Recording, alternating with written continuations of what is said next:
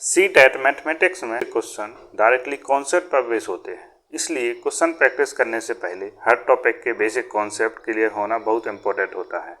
इसी को ध्यान में रखते हुए आज के इस वीडियो में हम नंबर सिस्टम के कंप्लीट कॉन्सेप्ट को कवर करेंगे, जो सीटेट पेपर 1 और पेपर 2 दोनों के लिए इम्पोर्टेंट है। हम बिल्कुल बेसिक से स्टार्ट करेंगे और स्टेप बाय स्टेप सारे इम्पोर्टेंट कॉन्सेप्ट को सिंपल लैंग्वेज में और बिल्कुल टू द पॉइंट समझेंगे।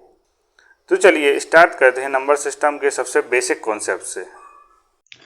तो चलिए शुरू करते हैं सबसे पहले अपने फर्स्ट टॉपिक नंबर से। जो हमारे नंबर होते हैं वो हमारे दो प्रकार के होते हैं, एक होते हैं रियल नंबर, एक होते हैं इमेजिनरी नंबर। इमेजिनरी नंबर हमारे सिलेबस में नहीं है, बस इसमें हमें एक बात याद रखनी है, जो आई की वैल्यू होती है वो √-1 होती है। मतलब यहाँ आई का मतलब है आयोटा और आई की पावर 4 1 होता है बस। इमेजिनरी नंबर हमारे सिलेबस में नहीं है, इसकी बात भी नहीं करेंगे। अब हम बात करेंगे रियल नंबर की। रियल नंबर हमारे दो प्रकार के होते हैं, एक रेशनल नंबर, एक इरेशनल नंबर। हम सबसे पहले बात करते हैं रेशनल नंबर की, फिर करेंगे इरेशनल नंबर की बात, फिर करेंगे रियल नंबर की बात। रेशनल नंबर ऐसे नंबर होते हैं जिन्हें हम p/q के फॉर्म में लिख पाए और p और q दोनों इंटीजर हों और q does not equal to 0 हो। जैसे 1/2 -3/4, 0.25 को हम क्या लिख सकते हैं 25/100। 25 भी इंटीजर है, 100 भी इंटीजर है और q जो डिनोमिनेटर है वो भी 0 के बराबर नहीं है, तो ये भी रेशनल नंबर है। तो सिंपल लैंग्वेज में बोलें तो रेशनल नंबर वो सभी नंबर होते हैं जिन्हें p/q के फॉर्म में लिख पाए, मतलब जिन्हें फ्रैक्शन में लिख पाए। 0 भी हमारा एक रेशनल नंबर है, 1 भी एक रेशनल नंबर है क्योंकि 1 के नीचे 1 है, 2 भी हमारा रेशनल नंबर है क्योंकि 2 के नीचे 1 है। अब हम बात करते हैं इरेशनल नंबर की। इरेशनल नंबर ऐसे नंबर होते हैं जिन्हें हम p/q के फॉर्म में नहीं लिख पाए, या सीधे हम समझें कि जो रेशनल नहीं वो इरेशनल हो गए हमारे। जैसे हमारा पाई इरेशनल नंबर है, √2 इरेशनल नंबर है, √3 इरेशनल नंबर है। कुछ लोग बोलेंगे पाई की वैल्यू 22/7 है और 22/7 को हम p/q के फॉर्म में लिख पा रहे हैं, लेकिन ऐसा नहीं है। पाई की वैल्यू 22/7 नहीं होती। ऐसे ही जो हमारे √2 की वैल्यू होती है 1.41 ... इसकी भी कोई एग्जैक्ट वैल्यू नहीं होती है।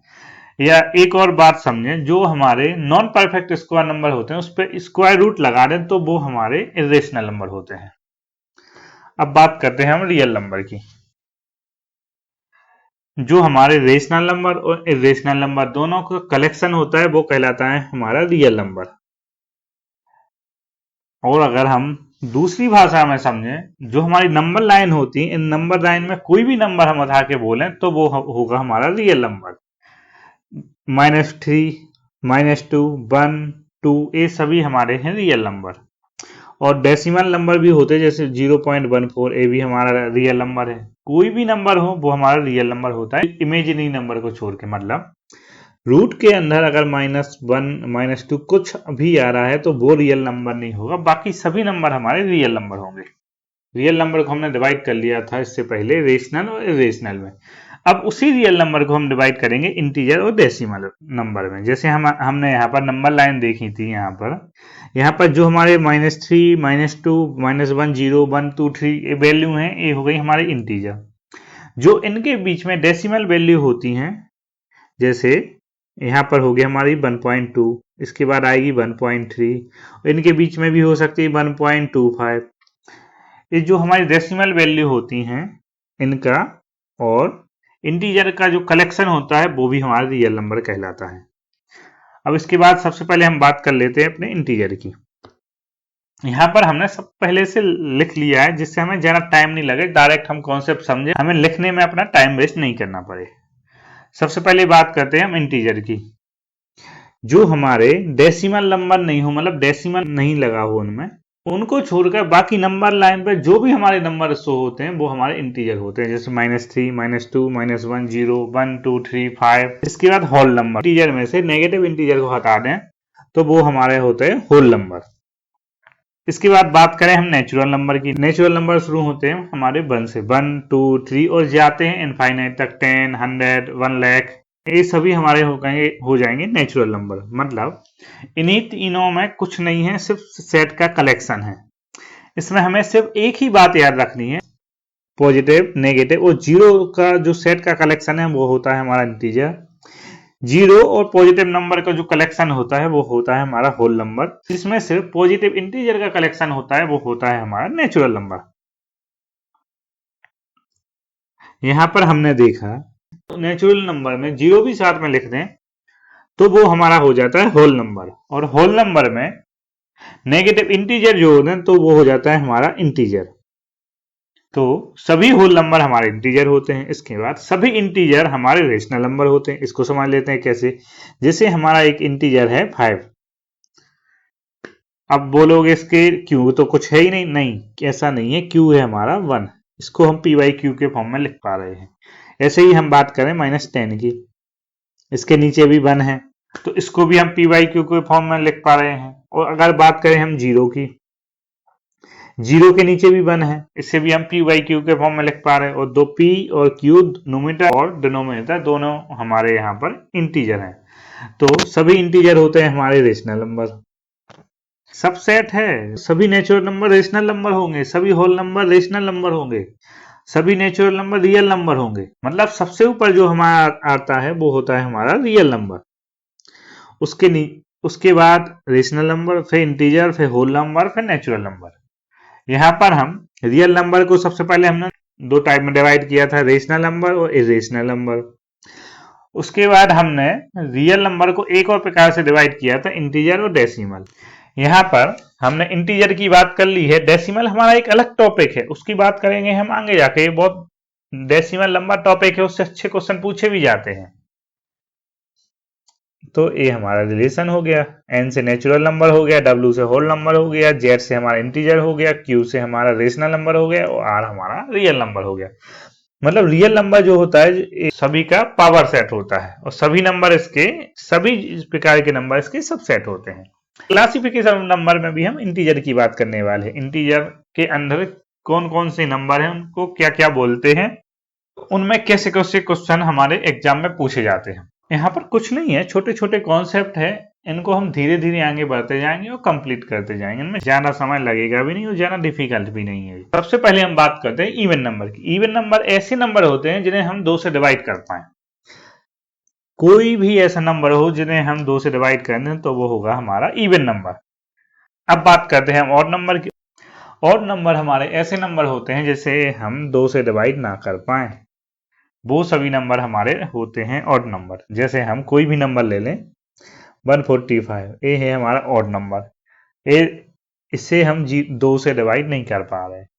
अगर हम ले लें 1001, ये भी हमारा ऑड नंबर हो गया। अब हम बात करें अगर हम ले लें 26, तो ये हो गया 6 है तो ये हो गया हमारा इवन नंबर।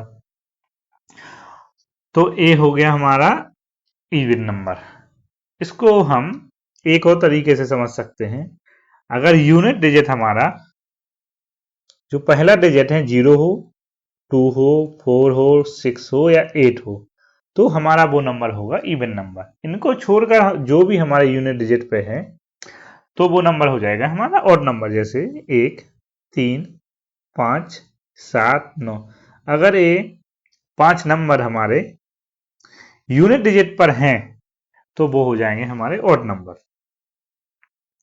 अब बात करते हैं हम अपने प्राइम नंबर की। प्राइम नंबर से हर बार क्वेश्चन कोई ना कोई आता ही है, किसी ना किसी एग्जाम में प्राइम नंबर से क्वेश्चन पूछा ही जाता है। तो प्राइम नंबर एक ऐसा नंबर होता है जिसके सिर्फ और सिर्फ 2 फैक्टर होते हैं। एक फैक्टर होगा उसका 1 और दूसरा फैक्टर होगा वह नंबर खुद। जैसे हमने कोई नंबर ले लिया 5, इसके फैक्टर कितने, एक फैक्टर हो गया इसका 1, दूसरा फैक्टर हो गया इसका 5। इसके सिर्फ और सिर्फ 2 फैक्टर हैं, इसलिए ये होगा हमारा प्राइम नंबर। अब हम बात करते हैं, जैसे हमने ले लिया 4 को, इसके फैक्टर कौन कौन है, एक हो गया 1, एक हो गया 2, एक हो गया 4। इसके हैं 3 फैक्टर। अगर फैक्टर नहीं समझ पा रहे आप तो फैक्टर का मतलब होता है ऐसा कोई नंबर जिस नंबर से जो नंबर गिवन है इसको कंप्लीटली डिवाइड कर दे, मतलब रिमाइंडर 0 हो जाए, शेषफल 0 हो जाए, तो वो होगा उसका फैक्टर। 2 का भाग हमने 4 में दिया, कंप्लीटली डिवाइड हो गया, मतलब 2 हमारा फैक्टर है 4 का। यहां तक हमने बात समझ ली और हमने समझ लिया हमारा प्राइम नंबर क्या होता है।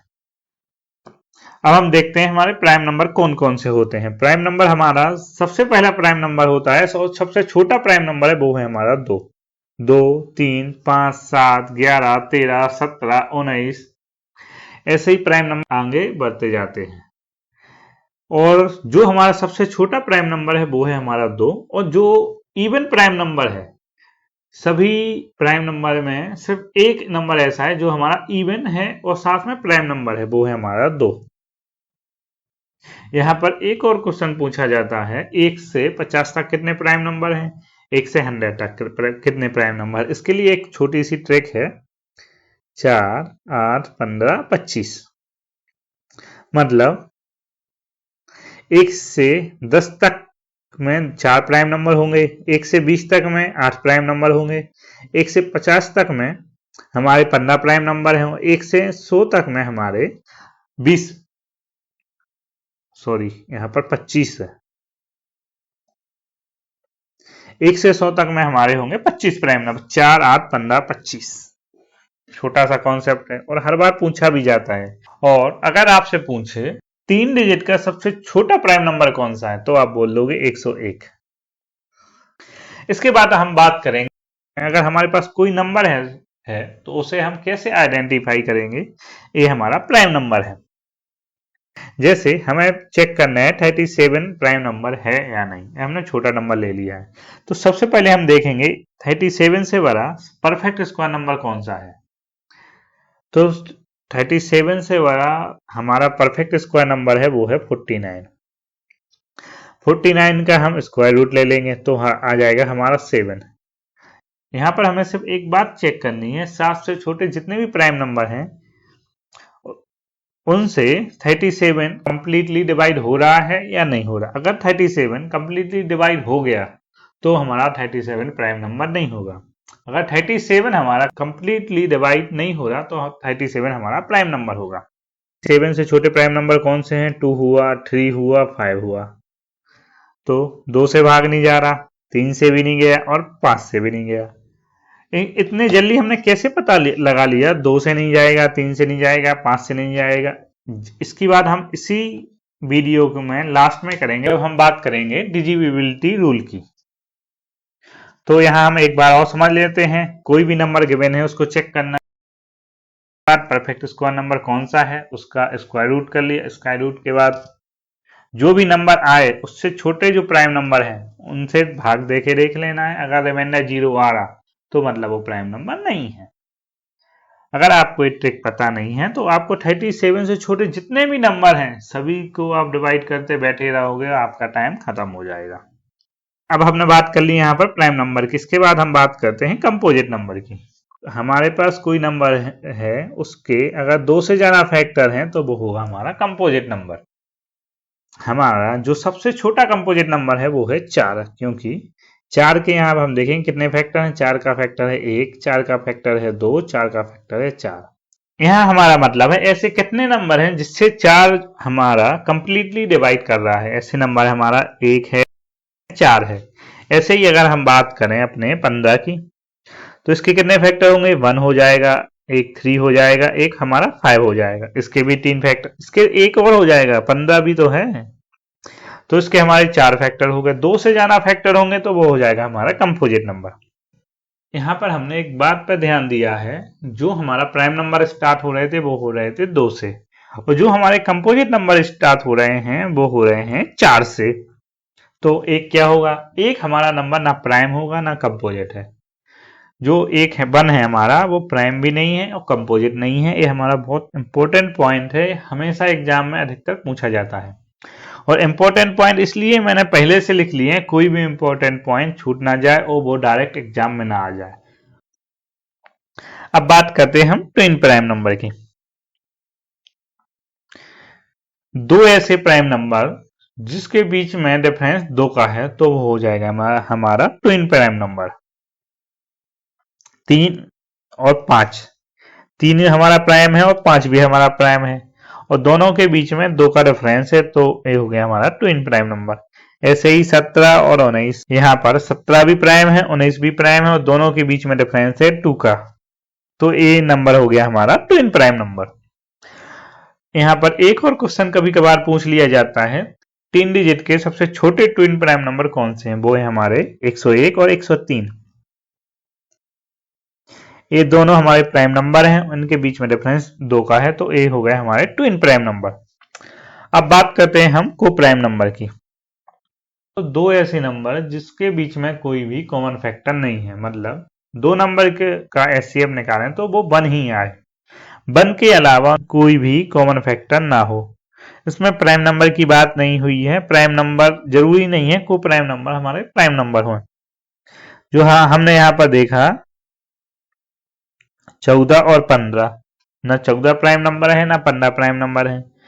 इन दोनों के बीच में कोई भी नंबर हमारा कॉमन नहीं है 1 के अलावा, तो ये हो जाएगा हमारा को प्राइम नंबर। यहां तक हमने अपने नंबर जितने प्रकार के होते हैं उनकी कंप्लीट बात कर ली है। हमने देखा था रियल नंबर को हमने 2 टाइप में डिवाइड किया था, इंटीजर और डेसिमल। इंटीजर की कंप्लीट कहानी हमने देख ली। अब बात करते हैं हम डेसिमल की। डेसिमल नंबर सिस्टम में हम डेसिमल पॉइंट का यूज करते हैं नंबर के बीच में। जो पहले पार्ट लिखा होता है ये होता है हमारा होल पार्ट, मतलब एक कंप्लीट होता है हमारा। इसके बाद जो लिखा होता है ये होता है हमारा फ्रैक्शन पार्ट, मतलब इसकी वैल्यू 1 से कम होती है। जैसे हम समझते हैं, हमने एग्जांपल लिया 2.5 का। 2.5 को हम लिख सकते हैं 2 प्लस 0.5। इसको हम लिख सकते हैं 2 प्लस 5/10। यहाँ पर हमारा 2 हो गया होल पार्ट और जो 5/10 है ये हो गया हमारा फ्रैक्शन पार्ट। अब हम बात करते हैं डेसिमल नंबर हमारे कितने पे टाइप के होते हैं। सबसे पहला टाइप होता है टर्मिनेटिंग डेसिमल और दूसरा होता है नॉन टर्मिनेटिंग डेसिमल। यहाँ पर हमने कॉन्सेप्ट तो सभी कंप्लीट कर लिए, बस बचे हैं क्वेश्चन। तो आपको कोई भी पीवाईक्यू उठाने उनको सॉल्व करना है। अगर आप पे ना बने तो आपको यूट्यूब पर फिर से आना है, प्रीवियस पीवाईक्यू की वीडियो देखनी है नंबर सिस्टम की, फिर से पीवाईक्यू आपको ट्राई करने हैं। लगभग मेरे हिसाब से आपसे 80-90% नंबर सिस्टम के सभी पीवाईक्यू बन जाएंगे इन्हीं कॉन्सेप्ट से। अब बात करें हम टर्मिनेटिंग डेसिमल की। टर्मिनेटिंग डेसिमल में पॉइंट के बाद फाइनाइट नंबर ऑफ डिजिट होते हैं, मतलब डेसिमल के बाद इतने डिजिट होते हैं जिन्हें हम काउंट कर पाए। इसके बाद अगर हम बात करें नॉन टर्मिनेटिंग डेसिमल नंबर की, इसमें डेसिमल के बाद इतने नंबर होते हैं जिन्हें हम काउंट नहीं कर सकते। समझ गए? नहीं समझे? चलो एक एग्जांपल लेते हैं। जैसे हमने एग्जांपल लिया 2/5 का। हमने 5 का भाग दिया 2 में, तो हमारा कितना आया? कोएफिशिएंट आया हमारा 0.4। ठीक है। अगर हमने 1 में 3 का भाग दिया, मतलब 1/3 फ्रैक्शन है, 3 का भाग 1 में दिया, तो हमारा कोएफिशिएंट आएगा 0.333 और हमेशा यही आता जाएगा। यहाँ पर हमारा रिमाइंडर आ गया 0 और कोएफिशिएंट हो गया फाइनाइट तक, मतलब डेसिमल के बाद एक ही डिजिट आया। और यहाँ पर 1/3 में, मतलब नॉन टर्मिनेटिंग डेसिमल में, पॉइंट के बाद इतने डिजिट आते हैं जिन्हें हम काउंट नहीं कर सकते। टर्मिनेटिंग डेसिमल में हमारा रिमाइंडर है जो एक टाइम के बाद 0 आ जाता है, लेकिन नॉन टर्मिनेटिंग डेसिमल में रिमाइंडर हमारा 0 कभी नहीं आता, आगे बढ़ता जाता है, सेम नंबर को रिपीट करता जाता है, एक सीक्वेंस बनता जाता है। हमारे घर के पास कंस्ट्रक्शन चल रहा है, इसकी वजह से वीडियो में कुछ टाइम के लिए बैकग्राउंड नॉइस आ सकती है। आगे का वीडियो मैंने बाद में रिकॉर्ड किया है, लेकिन फिर भी थोड़े समय के लिए नॉइस रह गई है। सबसे पहले हम टर्मिनेटिंग डेसिमल को अब शुरू से समझ लेते हैं। इसका एक छोटा सा कॉन्सेप्ट है जो एग्जाम में पूछा जाता है, उसको भी हम देख लेते हैं। जैसे हमने एग्जाम्पल ले लिया था 1/2 का। 2 का हमने 1 में भाग दिया, कितना आया? 0.5। यहाँ हमारा रिमाइंडर आ गया 0 और डेसिमल के बाद एक ही डिजिट आया है, ये हो गया हमारा टर्मिनेटिंग डेसिमल।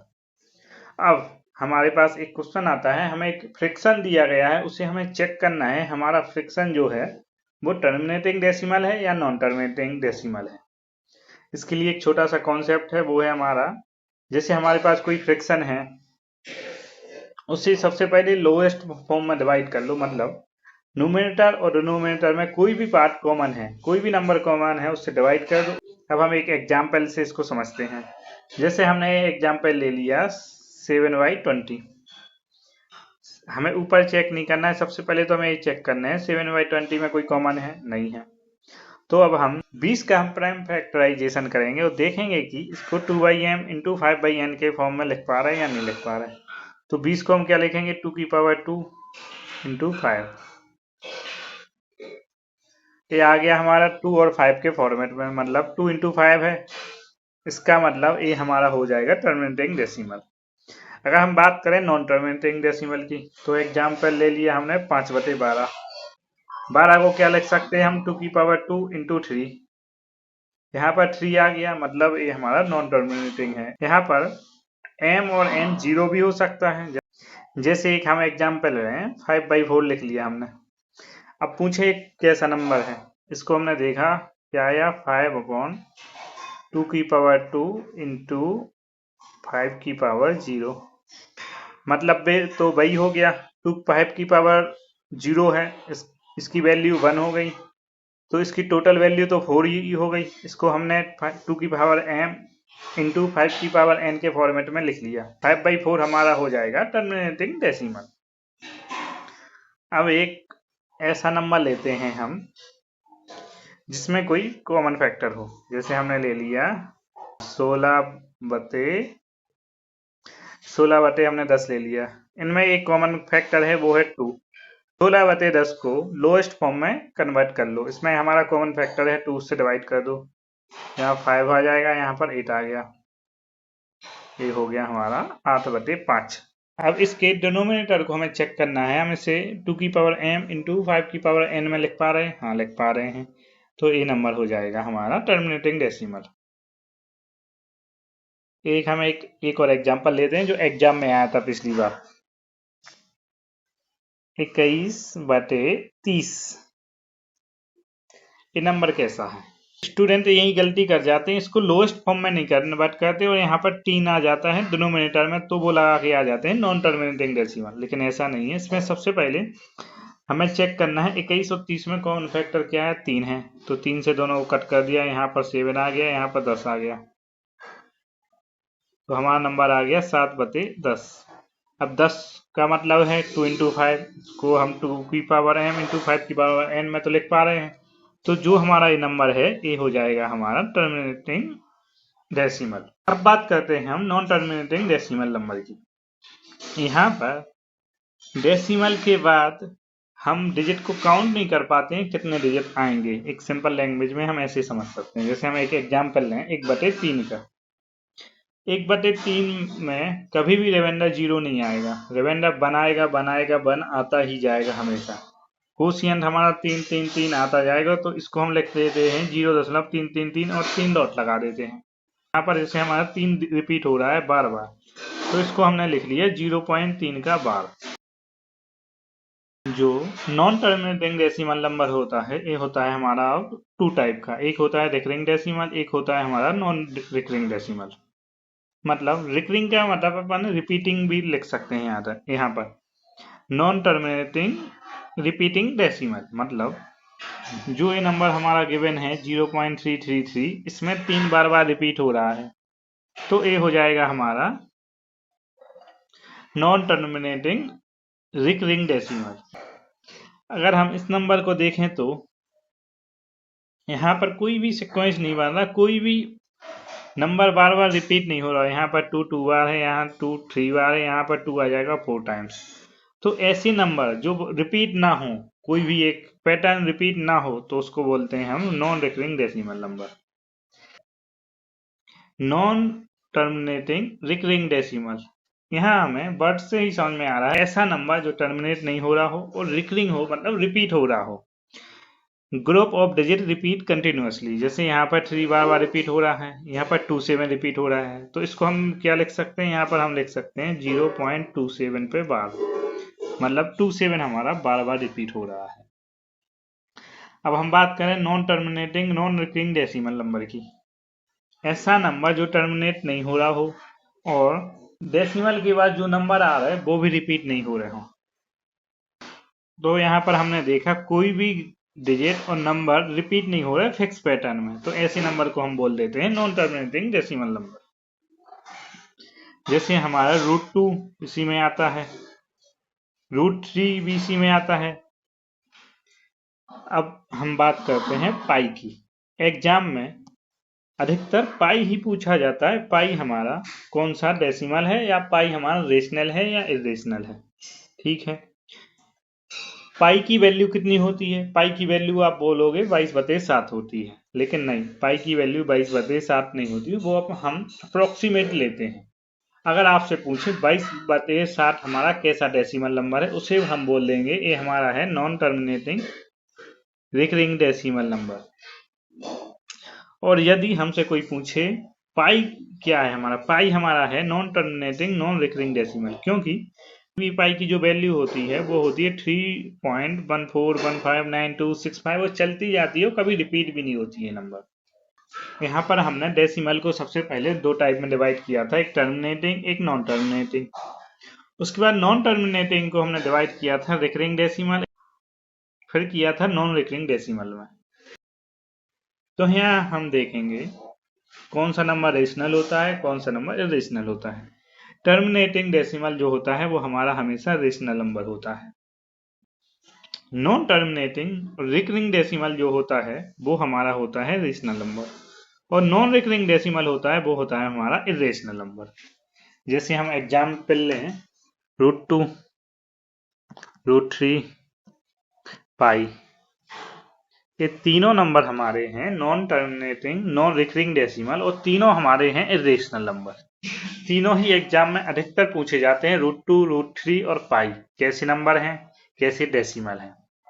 यहाँ पर आपकी बुक में एक कॉन्सेप्ट भी है इसी से रिलेटेड, जो अधिकतर एग्जाम में पूछा जाता है। एक नंबर दिया जाता है 0.8, हमें नंबर गिवन है, 8 पे बार है, ये हो गया हमारा नॉन टर्मिनेटिंग रिकरिंग डेसिमल। अगर ये रेशनल नंबर है तो कैसे है, ये पूछा जाता है, इसको फ्रैक्शन में कन्वर्ट करके बताओ। तो इसे हम डायरेक्ट एक शॉर्टकट ट्रिक है, 8 है तो हमने 8 लिख दिया, और जितने इसके ऊपर बार हैं उतने हमने डिनोमिनेटर में 9 लगा दिए। ठीक है, इसकी वैल्यू आ जाएगी 8/9। चलो एक और एग्जाम्पल लेते हैं। हमारे पास एक और एग्जाम्पल है 0.75, और 75 पे है बार। इसको हमें फ्रैक्शन में कन्वर्ट करना है, तो 75 लिख दिया, मतलब 75 लिख दिया, और जितने पे बार है उतने नीचे 9 लिख दिए, मतलब 2 पे बार है तो 2 9 लिख दिए। जैसे हमारे पास एक नंबर है 2.175, 75 पे बार है, तो इसे फ्रैक्शन में कन्वर्ट करना है, तो कैसे करेंगे। सबसे पहले 2 है, 2 को अलग कर दिया, सबसे यहाँ लिख दिया 2 + 0.175, और 75 पे बार है, 2 को सबसे अलग कर दिया। 2 से कोई मतलब नहीं, जो भी आएगा इसमें 2 को हम लास्ट में ऐड कर देंगे। उसमें हमारे पास नंबर है 175, हमने सबसे पहले लिखा 175, पूरा नंबर लिख दिया। जितने पे बार नहीं है उस नंबर को हमें इसमें से माइनस कर देना है, तो 1 को हमने कर दिया माइनस। इसके बाद जितने पे बार है उतने 9 लिख देने, मतलब 2 9 लिख दिए। जितने पे बार नहीं है उतने 0 लगा दिए, मतलब 1 पे बार नहीं है तो 1 0 लगा दिया, और इसको सॉल्व कर दिया तो हमारा आ जाएगा 2 + 174/990। इसको सॉल्व कर देंगे और 2 को ऐड कर देंगे तो हमारा वो नंबर आ जाएगा।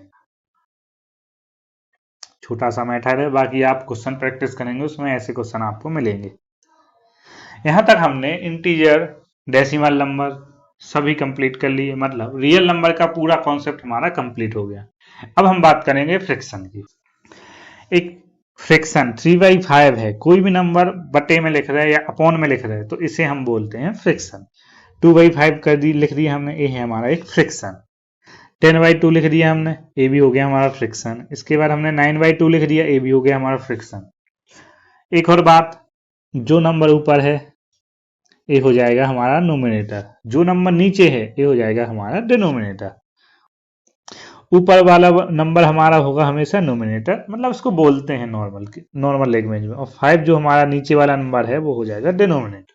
ठीक है, अब सबसे पहले हैं छोटी छोटी डेफिनेशन है, कभी कभार पूछ ली जाती हैं। प्रॉपर फ्रैक्शन मतलब जब ऊपर वाला नंबर छोटा हो तो वो हो जाएगा हमारा प्रॉपर फ्रैक्शन, मतलब नोमिनेटर जब छोटा है डिनोमिनेटर से तो वो हो गया हमारा प्रॉपर फ्रैक्शन, या एक और लैंग्वेज में समझे, ऊपर वाला नंबर छोटा हो नीचे वाला नंबर बड़ा हो। इम्प्रॉपर फ्रैक्शन उससे हो जाएगा अपोजिट, जब ऊपर वाला नंबर बड़ा हो, मतलब जब नोमिनेटर बड़ा हो डिनोमिनेटर से या बराबर हो तो हो जाएगा हमारा इम्प्रॉपर फ्रैक्शन। अब हम बात करें मिक्स फ्रैक्शन की। मिक्स फ्रैक्शन में होल और प्रॉपर फ्रैक्शन का कॉम्बिनेशन जो होता है उसे हम बोलते हैं मिक्स फ्रैक्शन। जैसे कहीं कहीं आपने देखा होगा वहां लिखा रहता है 5 1/4, जो 5 हमारा है ये हो गया हमारा कंप्लीट पार्ट, मतलब होल एक कंप्लीट है, जो 5/4 है ये हो गया हमारा फ्रैक्शन पार्ट। तो इसे हम लिख देते हैं, 5 + 1/4, ऐसे लिख के इसे सॉल्व कर देते हैं। इसको हम लिख देंगे 5 चौको 20 और 21/4। ये कैसे किया हमने, 5 को 4 से मल्टीप्लाई किया और 1 को उसमें ऐड कर दिया, 5 चौको 20 और 21, और जो नीचे है उसको नीचे लिख दिया, तो ये हो गया हमारा 21/4। ये जो होता है ये होता है हमारा मिक्स फ्रैक्शन। अब बात करते हैं हम इम्प्रॉपर फ्रैक्शन हमें गिवन है तो उसे मिक्स फ्रैक्शन में कन्वर्ट हम कैसे करेंगे। हमारे पास है 7/3, तो 3 का भाग हमने 7 में दिया, कितनी बार गया, 2 बार, 3 दूनी 6 आया, एक रिमाइंडर आया हमारा। यहाँ पर 2 हमारा क्या है, यहाँ पर 2 हमारा कोशिएंट है, 1 हमारा रिमाइंडर है, 3 हमारा डिवाइजर है और 7 हमारा डिवाइडेंड है। ये तो बात समझ में आ गई। अब हम इससे देखते हैं हम कैसे कन्वर्ट करेंगे। जैसे हमारे पास है 7/3, तो इसे हम लिख देंगे, जो हमारा कोशिएंट होगा इसे पहले लिख देंगे, इसके बाद जो रिमाइंडर है उसे ऊपर लिख देंगे, और जो नीचे है डिवाइजर जो है, या हम बोले तो डिनोमिनेटर जो है उसे डिनोमिनेटर में लिख देंगे। इसको हम लिख देंगे 2 सही 1/3। अब हम बात करते हैं मिक्स फ्रैक्शन को जब इम्प्रॉपर फ्रैक्शन में कन्वर्ट करें तो वो कैसे होगा। जैसे हमारे पास गिवन है 2 सही 1/3, मतलब 2 सही 1/3। हमने अभी आपको बताया था 2 का मल्टीप्लाई करना है 3 में और 1 को उसमें ऐड कर देना है। 2 का मल्टीप्लाई करना है 3 में, उसमें 1 को ऐड कर देना है, और जो 3 लिखा है उसको यहीं पे डायरेक्ट 3 लिख देंगे, 3 दूनी 6, 1 हो जाएगा 7/3। ये सिंप्लीफिकेशन में आते हैं इसके क्वेश्चन, आपको मिक्स फ्रैक्शन दे देंगे सिंप्लीफिकेशन में, आपको इसको कन्वर्ट करके फिर सॉल्व करना पड़ेगा। अब हम बात करते हैं लाइक फ्रैक्शन की। जब डिनोमिनेटर सेम हो हर एक नंबर में तो सभी नंबर होते हैं हमारे लाइक फ्रैक्शन, और अनलाइक फ्रैक्शन में जब डिनोमिनेटर अलग अलग हो तब उसे बोलते हैं अनलाइक फ्रैक्शन। इक्विवेलेंट फ्रैक्शन, जब हमारे पास 3 4 5 जितने भी फ्रैक्शन गिवन हैं उनकी वैल्यू सेम आ रही हो, मतलब जब उन्हें हम सिंप्लीफाई कर रहे हैं, लोएस्ट फॉर्म में कन्वर्ट कर रहे हैं, तब उनकी वैल्यू सेम आए तो वो हो जाएंगे हमारे इक्विवेलेंट फ्रैक्शन। जैसे 1/2, 2/4 लिखा है तो यहाँ पर 2 कॉमन है, 2 से हम डिवाइड किया, यहाँ पर भी 1/2 आ जाएगा। 3/6 में 3 से डिवाइड किया, तो ये तीनों नंबर हो गए हमारे इक्विवेलेंट फ्रैक्शन।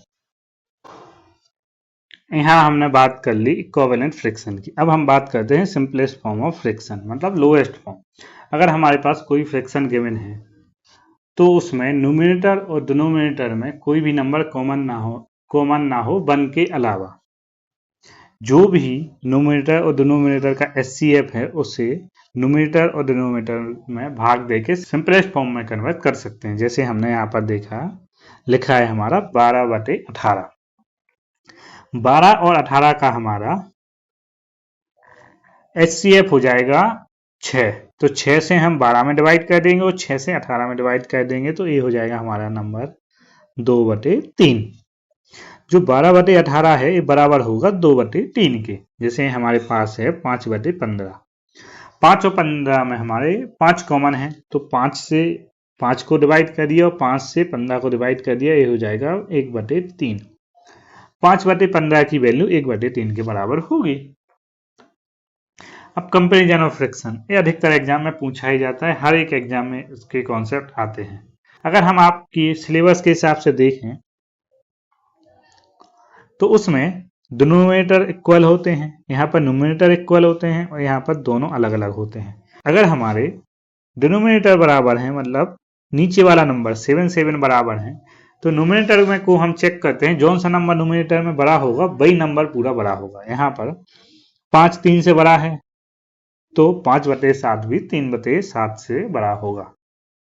अब हम बात करते हैं जब हमारा न्यूमरेटर वाला पार्ट बराबर हो, मतलब 3 3 है तो ऊपर वाला पार्ट बराबर है। तो हम चेक करेंगे डिनोमिनेटर में जौन सा नंबर भी छोटा होगा वो पूरा नंबर बड़ा होगा। नहीं समझे? समझाता हूँ। जैसे हमारा नंबर है 3/4 और 3/5। 3 3 तो हमारा बराबर हो गया, तो 3 को तो हमें चेक करना नहीं है। अब हमें चेक करना है 4 को और 5 को। अगर हमारा नंबर 4 छोटा है तो फ्रैक्शन में बात करें तो ये नंबर हमारा बड़ा हो जाएगा।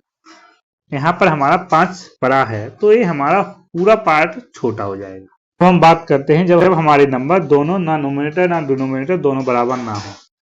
आप 3 का भाग 2 में कर लो और 5 का भाग 3 में कर लो और इससे आप चेक कर लो कौन डेसिमल में कन्वर्ट करके चेक कर लो कौन सा नंबर बड़ा है कौन सा नंबर छोटा है। हम 3 का भाग 2 में देंगे तो आ जाएगा हमारा 0.6 आया सबसे पहले, फिर 2 0 आया, फिर 6 आया, समथिंग यही आएगा। अगर 3 में 5 का भाग देंगे तो आ जाएगा हमारा 0.6 और आगे रिमाइंडर 0 आ गया तो आगे कोई भी नंबर नहीं आएगा। तो इन दोनों में हम आराम से बता सकते हैं ए वाला नंबर हमारा बड़ा है, ए नंबर बड़ा है तो हमारा 2/3 भी बड़ा हो गया। यहाँ पर हम बात करेंगे इंडियन सिस्टम की। जो हमारे पास नंबर है शब्दों में कैसे पढ़ते हैं और कैसे लिखते हैं। बचपन में हम पढ़ते थे इकाई, दहाई, सैकड़ा, हजार, 10,000, लाख, 10 लाख, करोड़। पहले डिजिट को इकाई, दूसरे डिजिट को दहाई, ऐसे पढ़ते थे। इंग्लिश में हम इसी को बोल देते हैं, पहले डिजिट को वंस, दूसरे को टेंस, तीसरे को 100, फिर 1000, 10,000, लाख, 10 लाख और करोड़। सिंपल वही है। इस नंबर को हम पढ़ेंगे 7,25,43,612। पढ़ लिया। राइट साइड से हम देखते हैं। इसके बाद बात करें हम कोमा की। सबसे पहले राइट साइड से हम कोमा लगाते हैं 3 डिजिट के बाद, फिर लगाते हैं 2 डिजिट, 2 डिजिट, 2 डिजिट के बाद। यहां हमने एग्जाम्पल में देखा, यहां हमारा पहला कोमा लगा है राइट साइड 3 डिजिट के बाद 612, फिर लगाया है 2 डिजिट के बाद कोमा, फिर 2 डिजिट के बाद। यहाँ हमने बात कर ली इंडियन सिस्टम की। अब हम बात करते हैं इंटरनेशनल सिस्टम की। इंटरनेशनल सिस्टम में सबसे पहले कोमा की बात कर लेते हैं। इंटरनेशनल सिस्टम में कोमा 3 डिजिट के बाद रखता है और कोमा लगाते हैं हम राइट साइड से। ये हो गया हमारा राइट साइड। 3 डिजिट के बाद कोमा है, फिर 3 डिजिट के बाद कोमा है। और इंटरनेशनल सिस्टम में यूनिट डिजिट को बोलते हैं वंस, 10, 100, इसके बाद 1000, 10,000, 100,000। इसके बाद हम आ जाते हैं 1000 के बाद डायरेक्ट मिलियन पे, 10 मिलियन और 100 मिलियन। उसके बाद आ जाते हैं हम बिलियन। यहाँ पर एक और क्वेश्चन पूछा जाता है 1 मिलियन में कितने लाख होते हैं। तो 1 मिलियन में हमारे होते हैं 10 लाख।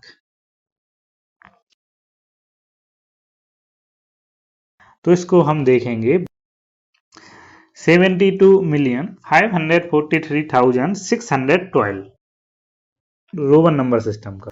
यहाँ आई को हम लिखते हैं 1 से, भी को लिखते हैं 5 से, एक्स को लिखते हैं 10 से, एल को 50 से, सी को 100 से, मतलब 100 मतलब सेंचुरी को लिख दिया हमने सी से, डी को लिख दिया 500 से और एम को लिख दिया 1000 से। अगर बड़े नंबर के बाद राइट साइड में कोई भी नंबर लिखा हो तो वो माना जाता है हमने किसी नंबर में उसको ऐड किया। भी के बाद आई लिखा है, मतलब भी का मतलब हो गया 5 और 1 का और आई का मतलब हो गया 1। राइट साइड में छोटा नंबर है तो मतलब ऐड कर दिया। अगर वही छोटा नंबर लेफ्ट साइड में है, मतलब उससे पहले है, तो मतलब होता है उसका हमने सब्ट्रैक्ट किया। भी से पहले आई लिखा है, मतलब 5 में से 1 को हमने सब्ट्रैक्ट किया है, तो ये लिखा है हमने 4। इसके बाद जो आई है, एक्स है, सी है और एम है, इन्हें हम मैक्सिमम 3 बार रिपीट कर सकते हैं, 3 से ज्यादा बार रिपीट नहीं करते। और जो भी है, एल है और डी है, मतलब जो 5 है, 50 है और 500 है, ये रिपीट नहीं होते, इनको हम सिर्फ एक ही बार लिख पाते हैं। अब हम नंबर बनाए, 3 बार हमने आई को लिख दिया तो हमारा 3 हो गया। लेफ्ट साइड में अगर हमने छोटा नंबर लिख दिया बड़े नंबर के, तो उसमें सब्ट्रैक्ट हो गया, तो ये हो गया हमारा 4, ए हो गया 9, ए हो गया हमारा 25। सिंपल है। इसके बाद बात करते हैं हम एक और कॉन्सेप्ट की, वो है फेस वैल्यू, प्लेस वैल्यू। अधिकतर इससे क्वेश्चन पूछे ही जाते हैं। नॉर्मल क्वेश्चन पूछ लेगा फेस वैल्यू इसकी क्या है, प्लेस वैल्यू क्या है, छोटा सा सिंप्लीफिकेशन करवा लेता है नंबर से। अगर आपसे पूछें किसी भी नंबर की फेस वैल्यू क्या है, जिस नंबर की आपसे फेस वैल्यू पूछी जाए तो उस नंबर की फेस वैल्यू वही होती है। यहाँ पर हमें 5 की फेस वैल्यू पूछी गई है तो 5 की फेस वैल्यू 5 ही होगी। अगर हमसे 8 की फेस वैल्यू पूछी जाए इस नंबर में से, तो इसकी फेस वैल्यू भी 8 ही होगी। अगर यहाँ हमें 2 की फेस वैल्यू पूछी जाए तो इसकी 2 की फेस वैल्यू 2 ही होगी। यहाँ तक अब बात कर ली फेस वैल्यू की। अब हम बात करते हैं प्लेस वैल्यू की। इसका आपको प्लेस वैल्यू के वर्ड से ही समझ में आ रहा है। हमें यहाँ पर हम प्लेस की वैल्यू चाहिए, यहाँ पर चाहिए थी हमें फेस की वैल्यू, जो दिख रहा है वही फेस है, उसी की वैल्यू वही है। यहाँ पर वैल्यू चाहिए हमें प्लेस की। यहाँ पर 5 की प्लेस वैल्यू चाहिए, तो हमने सबसे पहले 5 लिख दिया। इसके बाद हमने देखा 5 के बाद कितने डिजिट हैं, 3 डिजिट हैं, तो 3 जीरो लगा दिए, 5 की प्लेस वैल्यू ये हो गई। अगर हमसे पूछें 8 की प्लेस वैल्यू क्या है, सबसे पहले हमने 8 लिख दिया। 8 के बाद कितने डिजिट हैं, 1 डिजिट है, तो 1 जीरो लगा दिया, तो 8 की हमारी प्लेस वैल्यू हो जाएगी, वो हो जाएगी 80। अगर 4 की पूछें उसकी 4 ही होगी। इसके बाद कोई डिजिट नहीं है तो एक भी जीरो भी नहीं लगाएंगे। अब आया हमारे एक छोटा सा कॉन्सेप्ट है 6th क्लास की एनसीईआरटी में, सक्सेसर और प्रीडेसर। सक्सेसर का मतलब होता है एक आगे वाला। अगर आपसे किसी भी नंबर का सक्सेसर पूछे तो उसमें आपको एक को ऐड कर देना है, वो हो जाएगा उसका सक्सेसर। जैसे हमें 25 का सक्सेसर पूछे तो 26 हो गया, 100 का सक्सेसर पूछे तो 101 हो गया। अगर 5 का सक्सेसर पूछे तो वो हमारा 6 हो जाएगा। मतलब एक आगे वाला नंबर बता देना है जो उसके बाद आएगा। तो हमें जिस नंबर का सक्सेसर पूछे उसमें हमें एक ऐड कर देना है, बस, और कुछ नहीं है। इसके बाद अगर हम बात करें जिस भी नंबर का पूछे उसमें से आपको एक को माइनस कर देना है। जैसे 25 का प्रीडेसर होगा हमारा 24, 25 में से एक को सब्ट्रैक्ट कर दिया तो आएगा हमारा 24। अगर हमसे 100 का पूछें तो ये हो जाएगा 99। अगर हमारा 5 का पूछें तो हो जाएगा 4। एक माइनस करना है और कुछ नहीं है। अब एक बात और जो एग्जाम में पूछी जाती है, किस नेचुरल नंबर का प्रीडेसेसर हम फाइंड नहीं कर पाते, वो है 1। अगर आपसे पूछें किस होल नंबर का प्रीडेसेसर हम फाइंड नहीं कर पाएंगे, वो है हमारा 0। अब ऐसा क्यों? ऐसा इसलिए, अगर 0 में से हम एक को सब्ट्रैक्ट करें तो वो आएगा हमारा -1, और -1 हमारा होल नंबर नहीं होता है, तो 0 का प्रीडेसेसर नहीं होता है। और नेचुरल नंबर में बात करें तो 1 का प्रीडेसेसर नहीं होता है। सक्सेसर की बात करें तो हर एक नेचुरल नंबर और हर एक होल नंबर का सक्सेसर होता है। अब हमारा अगला टॉपिक है डिविजिबिलिटी रूल। डिविजिबिलिटी रूल में हम देखेंगे किसी नंबर को किसी नंबर का भाग दे रहे हैं तो वो कंप्लीटली डिविजिबल है या नहीं, कंप्लीटली डिवाइड कर रहा है या नहीं कर रहा है। सबसे पहले हम बात करते हैं डिविजिबिलिटी ऑफ 2 की। 2 के लिए हमें चेक करना है, अगर हमारा यूनिट डिजिट 2 से डिवाइड हो रहा है या अगर यूनिट डिजिट में 2 का भाग जा रहा है तो पूरे नंबर में भी 2 का भाग जाएगा। जैसे हमारे पास एक एग्जांपल है 52,128। इसमें हमें चेक करना है नंबर 2 से कंप्लीटली डिवाइड हो रहा है या नहीं हो रहा है। तो पूरे नंबर में हमें 2 का भाग देने की जरूरत नहीं है, हम सिर्फ यूनिट डिजिट को देख लेंगे, मतलब 8 को चेक कर लेंगे। अगर 8 में 2 का भाग जा रहा है, रिमाइंडर 0 आ रहा है, तो पूरा नंबर भी 2 से डिवाइड होगा कंप्लीटली और रिमाइंडर 0 आएगा। अब हम बात करें डिविजिबिलिटी ऑफ 4। तो 4 के लिए हमें चेक करना है लास्ट के 2 डिजिट को। अगर लास्ट के 2 डिजिट 4 से कंप्लीटली डिवाइड हो रहे हैं तो पूरा नंबर भी 4 से कंप्लीटली डिवाइड होगा। अब बात करें 8 की। 8 में भी यही बात है, अगर लास्ट के 3 डिजिट 8 से डिवाइड हो रहे हैं तो पूरा नंबर भी 8 से डिवाइड होगा। इसी नंबर के लिए जैसे हम चेक कर ले रहे हैं, 8 का भाग हमारे 128 में जा रहा है, 8 एकम 8 4 8 हाँ जा रहा है, 16 बार जाएगा, तो पूरे नंबर में भी 8 का भाग जाएगा और रिमाइंडर हमारा 0 आएगा। यहां पर हमने एक चीज ऑब्जर्व की है, 2 को हम लिख रहे हैं 2 की पावर 1, 4 को लिख रहे हैं हम 2 की पावर 2 और 3 को हम यहां लिखते हैं 2 की पावर 3। और 2 के लिए हम चेक कर रहे हैं लास्ट के 1 डिजिट को। 2 की पावर 2 मतलब 4 के लिए हम चेक कर रहे हैं लास्ट के 2 डिजिट को और 3 के लिए चेक कर रहे हैं हम लास्ट के 3 डिजिट को। तो एक हमारा जनरल रूल हो जाएगा, अगर 2 की पावर n की डिजिबिलिटी चेक करनी है किसी भी नंबर की, तो हमें उसके लास्ट के n डिजिट चेक करने होंगे। लास्ट के n डिजिट में अगर 2 की पावर n का भाग जा रहा है कंप्लीटली, तो पूरा नंबर भी 2 की पावर n से कंप्लीटली डिवाइड हो जाएगा। यही हमारा एक जनरल रूल है। वैसे इसकी आपके सिलेबस में जरूरत नहीं पड़ेगी, हमें सिर्फ 2 की, 4 की और 8 की डिविजिबिलिटी पता होनी चाहिए। इसी से हमारा कंप्लीट जो क्वेश्चन आएंगे इसी से हमारे सॉल्व हो जाएंगे। अब हम बात करते हैं 3 के लिए। जो हमारे पास नंबर गिवन है उनके डिजिट को जोड़ दो, जोड़ने के बाद अगर 3 का भाग जा रहा है सम में, तो हमारे इस नंबर में भी 3 का भाग कंप्लीटली जाएगा।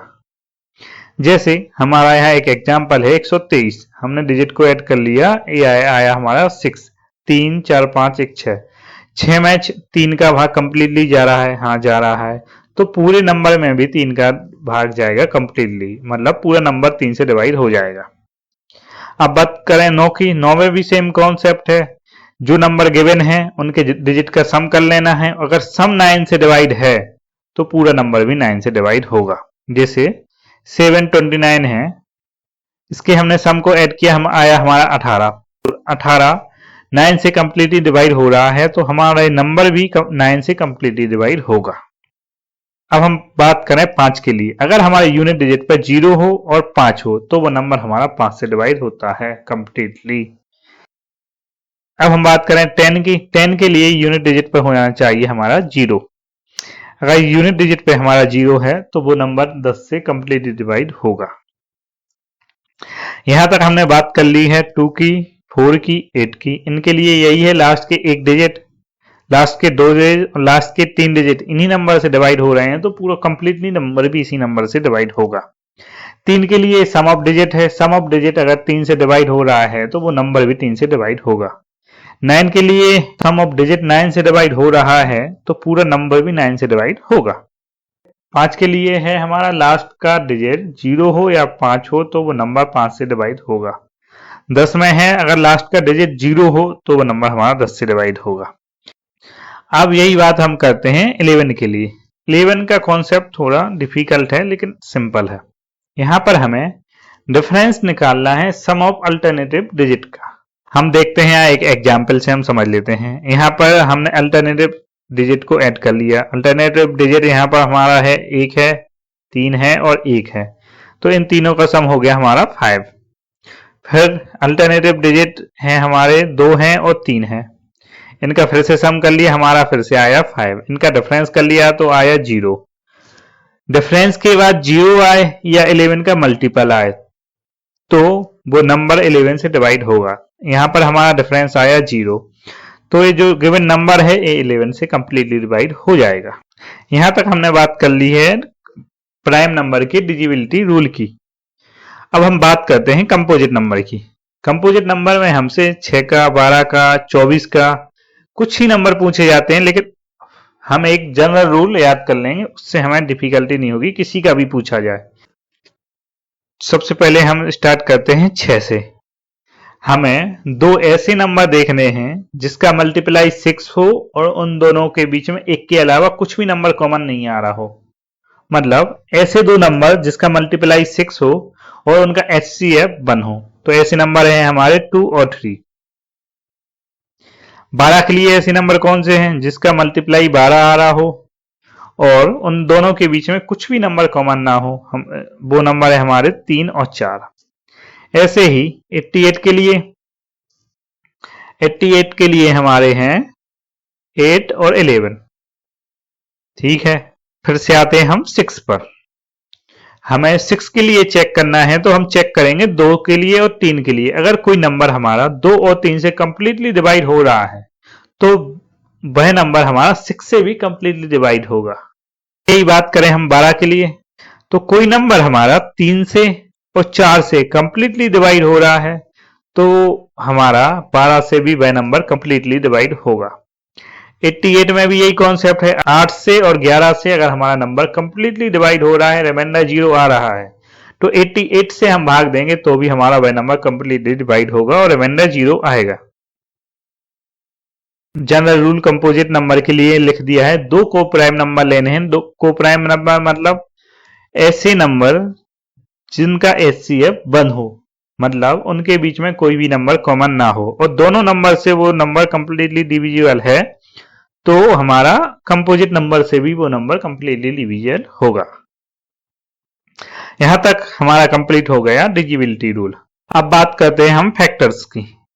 ऐसे नंबर जिससे हमारा नंबर कंप्लीटली डिवाइड हो रहा हो, रिमाइंडर 0 आ रहा हो, वो नंबर हमारे होते हैं फैक्टर। मतलब अगर हमें 12 के फैक्टर निकालने हैं तो ऐसे नंबर देखने होंगे जिससे 12 कंप्लीटली डिवाइड हो जाए या बोले तो रिमाइंडर 0 आ जाए। तो हमारे 12 के फैक्टर होंगे, 1 होगा। 1 से तो हर नंबर डिवाइड होता है तो 1 तो हमेशा फैक्टर रहेगा ही। 2 क्योंकि 12 इवन नंबर है, 2 से तो डिवाइड होगा ही। 3 से भी होगा, 4 से भी होगा, 6 से और 12 से तो होगा ही। तो ये हो जाते हैं हमारे फैक्टर। एक नंबर हर नंबर का फैक्टर होता है और जिस नंबर का हमें फैक्टर निकालना है वह नंबर भी अपने आप का फैक्टर होता है। जो फैक्टर होते हैं हमारे वो उस नंबर से छोटे होते हैं या बराबर होते हैं।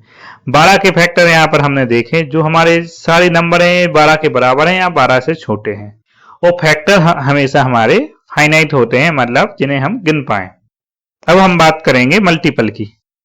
अगर हमारा नंबर गिवन है उसे नेचुरल नंबर से मल्टीप्लाई करते जाएं, जो नंबर आते हैं वो उसके मल्टीपल होते हैं।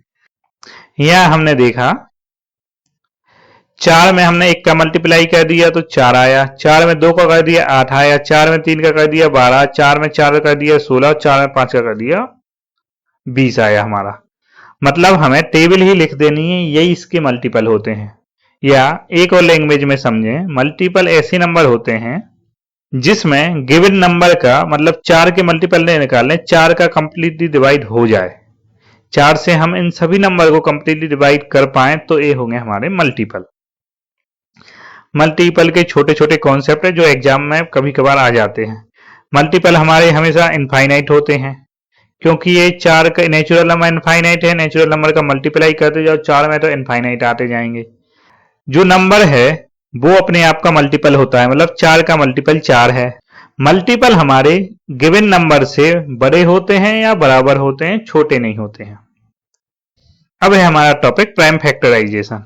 गिवन नंबर को हम प्रोडक्ट ऑफ प्राइम फैक्टर के फॉर्म में लिख दें तो वो हो जाता है हमारा प्राइम फैक्टराइजेशन। मतलब जो हमारा नंबर है उसे हम प्राइम नंबर के मल्टीपल में लिख दें तो वो हो जाएगा हमारा प्राइम फैक्टराइजेशन। जैसे 60 है, 60 को हम क्या लिख सकते हैं 2 × 2 × 3 × 5। 2 हमारा प्राइम है, 3 प्राइम है और 5 प्राइम है, तो ये हो जाएगा हमारा प्राइम फैक्टराइजेशन। यहां तक हमने नंबर सिस्टम के लगभग सभी टॉपिक 90% टॉपिक कंप्लीट कर लिए हैं। यहां पर हमारा एक इंपॉर्टेंट कॉन्सेप्ट बचता है, वो है प्रॉपर्टीज ऑफ नंबर। इसमें हम बात करेंगे क्लोजर, कम्यूटेटिव, एसोसिएटेड, डिस्ट्रीब्यूटेड और आइडेंटिटी और इनवर्स प्रॉपर्टी की। तो इसी के साथ नंबर सिस्टम के सारे इंपॉर्टेंट कॉन्सेप्ट हमने कंप्लीट कर लिए हैं। अब हमारा सिर्फ एक टॉपिक प्रॉपर्टीज ऑफ नंबर बचा है जिसे हम आगे की वीडियो में कंप्लीट कर लेंगे।